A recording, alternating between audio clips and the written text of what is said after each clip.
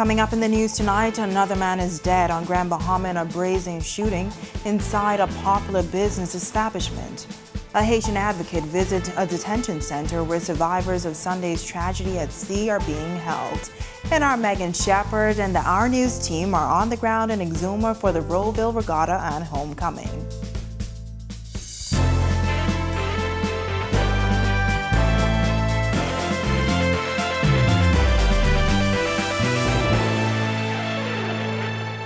Welcome to Our News. Thank you so much for joining us. I'm Natalia Hall. Topping news tonight, a man is dead on Grand Bahama following a shooting incident. On Saturday, July 30th, shortly before 1 a.m., the police control room received a report of gunshots being heard in the area of a business establishment situated in Hannah Hill, 8 Mile Rock. Initial reports reveal that an adult male, while standing on the outside of the business, was approached by two masked men, one armed with a high-powered rifle and the other male armed with a handgun. The men then pointed and discharged their weapons in the direction where the male was standing. The male was able to run into the business as one of the males gave chase. While inside the business, the armed male discharged his weapon, shooting the man multiple times about the body. The two armed men then left the area on foot in an unknown direction, making good their escape. EMS personnel transported the victim to the Rand Memorial Hospital, where he was seen and examined by a doctor and pronounced dead. Now, Grand Bahama Press liaison officer confirming with Our News that the name of that business establishment is Platinum Lounge. Now, this is the third murder that has taken place at that business establishment, adding that police are in communication with the owner of that business in an effort to avoid these tragic incidents from reoccurring. Now, investigations are continuing. A prominent member of the Haitian community visited the detention center where the survivors of last Sunday's tragic incident at sea are being held. Victory Chapel Church of the Nazarene Senior Pastor Dr. Antoine St. Louis says he took care packages for the survivors and prayed with them. Now he's hoping to take more items for them soon. To carry care packages, and we give God thanks for that. We carry care package for everyone that was there: toothpaste, soap, comb, towel, and so we did what we can, and we really want to do more, trying to get some clothes so we can take for them. So as soon as we have that permission to do so, we will take some clothes to them. The group survived an attempt at an illegal entry into Miami, Florida that turned deadly. St. Louis said he contacted family members of those who survived, but he says none of them are in New Providence. I called some from in the States, on the islands, and I got some. Some would say they would call back, still waiting for them to call back, but most of them wanted to know, can they send their loved one back home? Can they buy a ticket to send them? I said, listen, we have to wait for the government. In other news, this could be the end of her reign as union leader. President of the Bahamas Union of Teachers, Belinda Wilson, expressing as much, appearing as a guest on the RTV Current Affairs show On the Record. This past Thursday, Wilson, while giving an update on the state of her union, says her focus is on the upcoming BUT elections.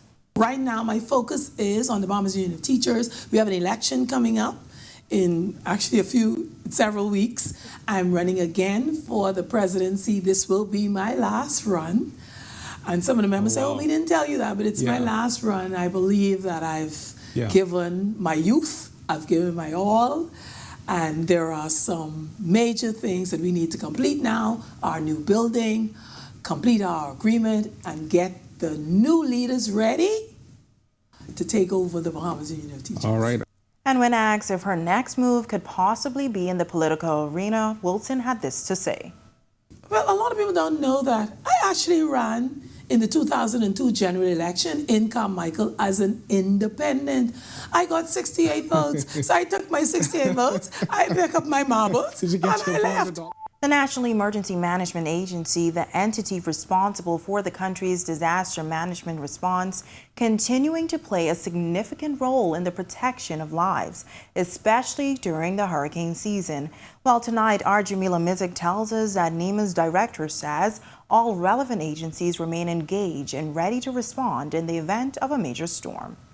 Just 2 months into the Atlantic hurricane season, and so far no major threat to the islands. However, this does not mean residents should let their guards down. That according to Director of the National Emergency Management Agency, Captain Stephen Russell, who says NEMA continues to plan and prepare year-round. All the agencies of government, we are prepared to respond to whatever may come for the remainder of the hurricane season. Now it is projected to be an above-average hurricane season, and Russell says as it relates to preparations, NEMA is comfortable from a national standpoint, not only in New Providence but all relevant agencies in the Family Islands as well. We have also been in contact with our regional partners. We are part of the Caribbean Disaster Emergency Management Agency, SEDEMA, which is based in Bridgetown, Barbados. And we've been having our monthly meetings, our quarterly meetings. We're in tune with all agencies, all Caribbean agencies that are prepared to respond to any form of disasters anywhere in our region. In recent weeks, New Providence experienced a record number of rainfall, an area of concern into the hurricane season.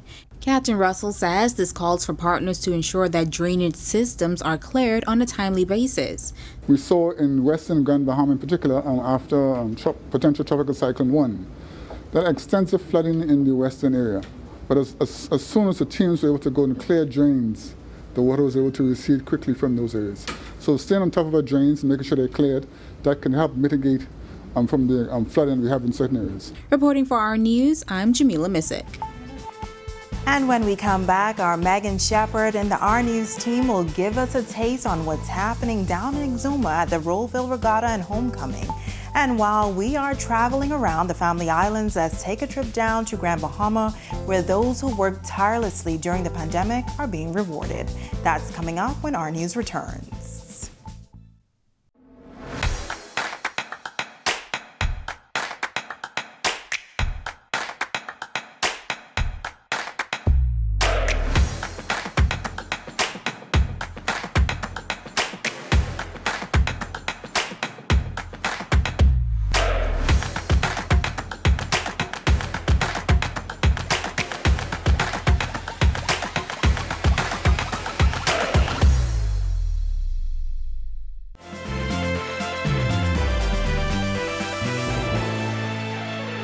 You're watching Our News. Welcome back. Well, day one of the Rollville Regatta and Homecoming is officially a wrap. And did you know that Rollville is one of the longest running homecomings in the country? Well, our Megan Shepard and Terrence Colbrook are in Exuma, and they have the recap of day one's festivities. The 78th annual Rollville Regatta and Homecoming opening in grand style with a motorcade throughout the island and into the Rollville village. Officially opening the ceremony, Deputy Prime Minister and Member of Parliament for Exuma, Chester Cooper. Cooper commending organizers for taking the historic festival to the next level. Like no other. You're not just partying and sailing, and all of that's important, a good homecoming and regatta. But you're going deep. This is going to be a cultural and heritage festival. You can have marble shooting and onion peeling, egg and spoon competition. You can have sack races. You got watermelon and pineapple eating competition. You can have porking and straw plaiting. That's what I'm talking about, Rollville. And this is what brings domestic and international tourists to our shores. And there's just something nostalgic about a homecoming and regatta festival. Whether it's the familiar faces of loved ones, the sweet Bahamian music, or the mouth-watering Bahamian food. For vendors Irene McKinsey and Naoshi Taylor, they say they're happy to be back at the Rollville Regatta Village after a 2-year pandemic hiatus. I'm operating Modern Steel Light in honor of my son, died in 2022, and I'm just happy to be out here. I missed 2 years, but I'm happy to be here. Well, I've been coming down here for maybe 20 years or more. From it started, and I was a little girl, I used to work along with Mr. Kermit Roll, passed on, but it's okay. Business is picking up, I'm happy for that. Since the pandemic, we are doing a little, 100% I should say. We're getting there. Well, it's great to be back home in Exuma because we haven't been here in the last 2 years. And since the pandemic, things have changed a lot, as we can see, but we're so happy to be back. Well, you know, Rollville is one of the oldest family island regattas, and it's so happy for us to all come back home. I was doing this from I was a kid. I'm from the soil, and I've been to Nassau. I came back home just to enjoy this good time. And if you needed one more reason to visit the Rollville Regatta, here's a little taste of what's on the menu. Some crab and rice, some peas and rice. We had some steamed mutton. We have barbecue ribs, barbecue chicken, baked chicken.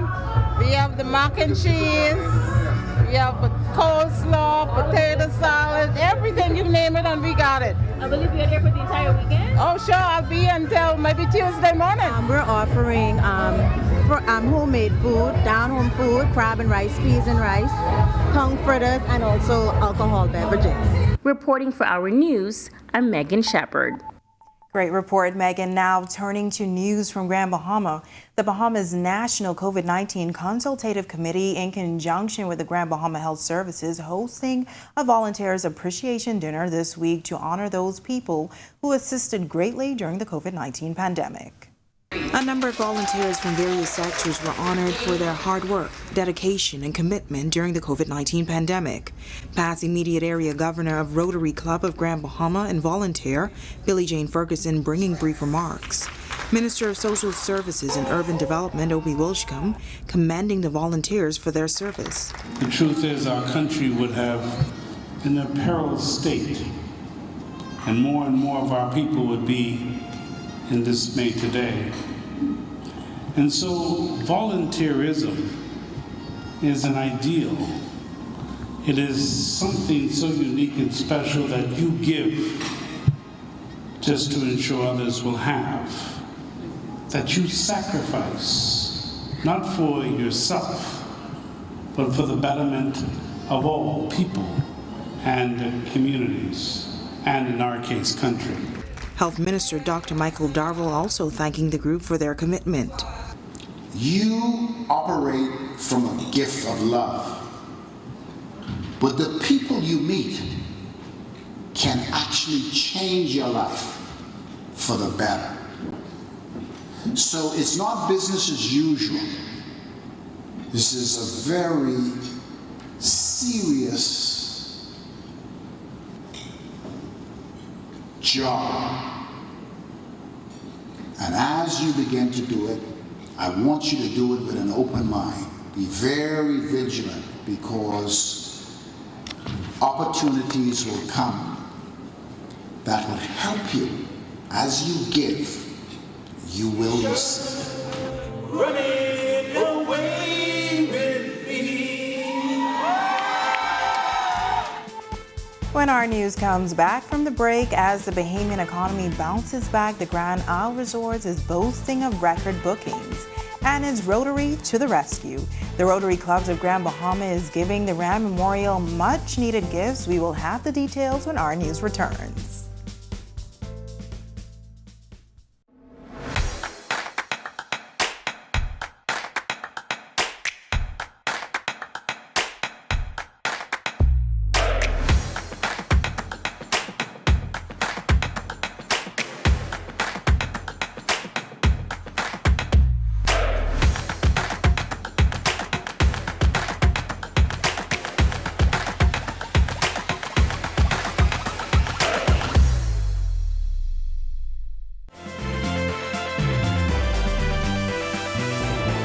This is our news. Welcome back. This weekend marks the return of one of the oldest boat races in the country, the Rollville Homecoming Festival and Regatta. And if you plan to visit, the Our News production crew, along with our Megan Shepard, scoped out the best luxury condotel on the island to make sure your stay is absolutely perfect. And it's only 15 minutes away from the regatta sites.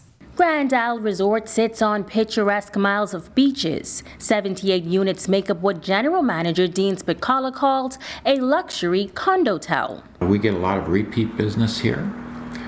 This is a condotel, and for those that are not familiar with what that is, it's not a timeshare. These units are owned by individuals. So every one of the units at this property is privately owned, and they keep their units in a rental program 9 months per year. The villas, which are between 1 and 3 bedroom homes, all feature full kitchens. The resort features an array of amenities, including a spa, several restaurants, and a golf course. We have a fitness center. It's very nice and it's quite large. We also have a spa. We refurbished the spa last year and it's just gorgeous, and before you leave I'd like you to take a look at it. And we also have a nice gift shop here. This fall we intend to have a coffee shop as well, so that will be our 4th F&B outlet. Right now we have the fine dining restaurant, the poolside restaurant at Palapa. We also have a beachside restaurant, and it's called Sandy Toes. And Sandy Toes is a jerk shack of the week where we have entertainment.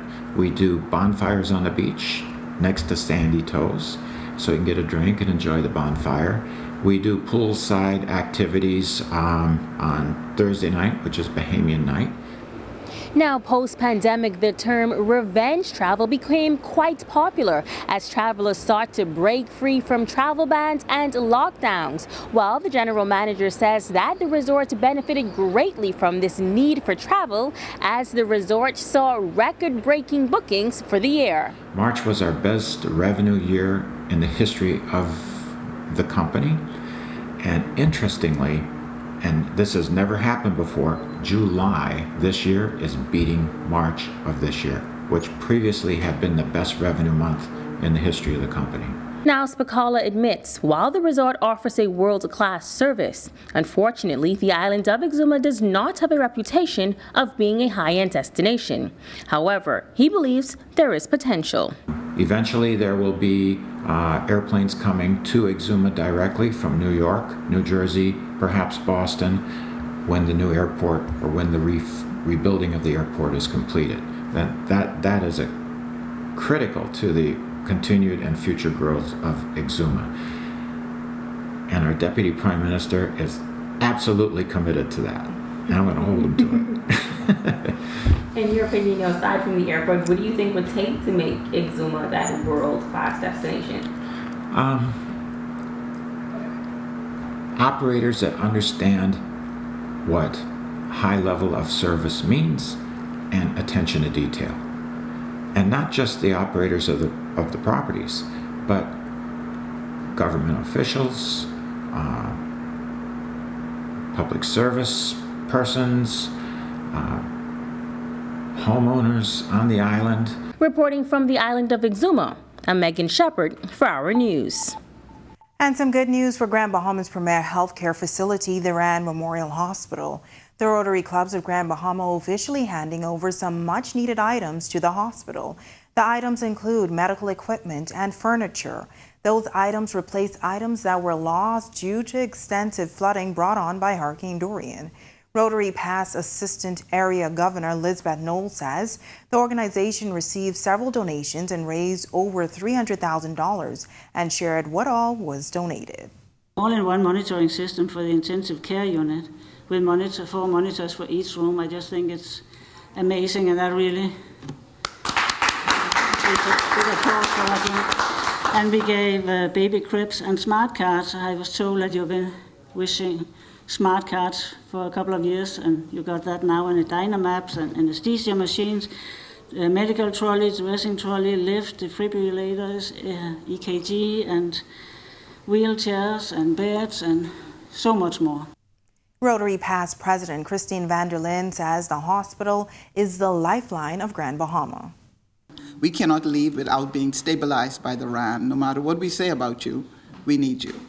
And because of that, everyone was very dedicated in ensuring that we get the supplies that you needed. It started off just giving a presentation to one club, and because they were so impressed and moved by what we were saying, and I must add, and I'll be remiss if I didn't, that Dave Mackey, he did a film on the RAND. I never thought that that film, that clip, would mean so much to us until we did that presentation. And once they saw with their eyes and heard with my voice what had happened, move them all. Planning your holiday weekend? Well, the weather forecast is on the way so you can make those plans just right weather-wise. And our Jean Joseph is about to take us in the Gneptree in the arts and entertainment segment. That is coming up when our news returns.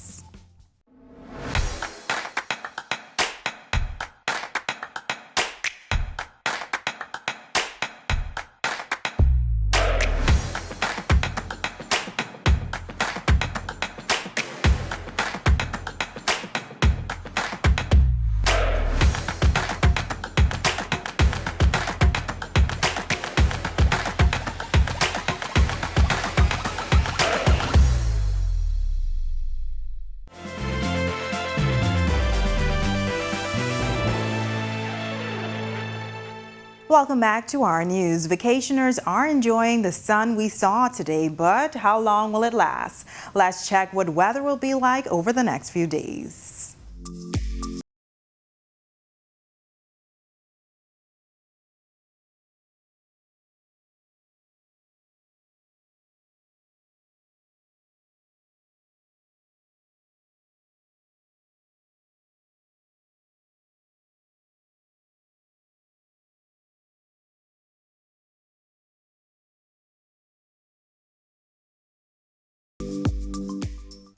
Playwright Carlos Alden wants to change the world one scene at a time, and his latest play, The Gneptree, tackles issues that plagues Bahamian society.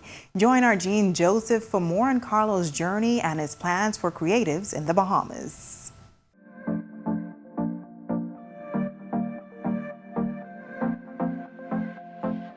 Hello, my name is Carlos Outen, and I'm the writer and director of The Gneptree. Award-winning playwright Carlos Outen says he always knew he wanted to follow in his family's footsteps and write.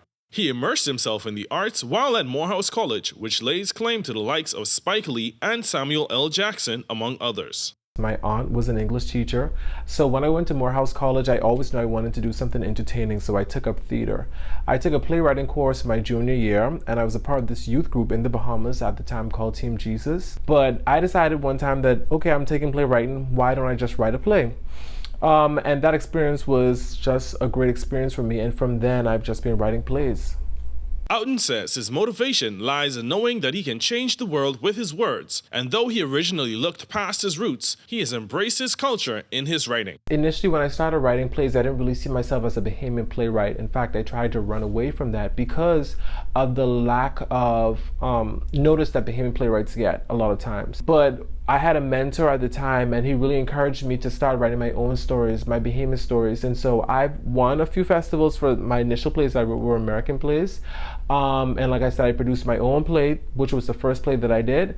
And now the Ministry of Youth, Sports and Culture produced my play July 28th, The Gneptree. The Gneptree is set in 1980s Camp Road and follows a mother's attempts to get an absent father back home with the hope that their son Manny can clean up his act and become a better person. The play chronicles that journey within the 7 days of the father returning and in hopes of reconciliation for the family. And at the same time this happens with the family, there's a Gneptree that's in their yard that sprouts for the first time from since Manny's father has left the house. Outen says he is pleased with the reception of the Gneptree's premiere, despite less than 3 weeks of preparation. And he says his sights are set on the play's next showing with some help from the community on August 12th and 13th. We're now looking for sponsors, and we have a few people coming up, but we're looking for more. We want to get as much young people as we can get to see this play, because a lot of times, you know, older people can see the play because they can afford it, but the people who really need to see this message about forgiveness and love, we need sponsorship, we need help to get this message across. Carlos is keeping busy writing a book, a musical, and producing, but he also wants to help build a business so that more creatives can enjoy the fruits of their labor. I want the art industry to become an industry within our country. I want people to say, I'm an artist and I'm getting paid to become an artist, and I'm not just doing this because it's a hobby, because it takes a lot of hard work. And so what I hope to do is to bring great works that can have longevity, and then we have the marketers and all this stuff like that, and we can have an active theater and movie and film industry in the country. If you are interested in working with Carlos or sponsoring the play, you can contact him at carlos.outen@hotmail.com. I am Jean Joseph for our News, Arts and Entertainment. Thank you for joining us for our news, the weekend edition. On behalf of the entire news team, I'm Natalia Hall, filling in for Megan Shepard, who's currently on assignment. Enjoy your holiday weekend.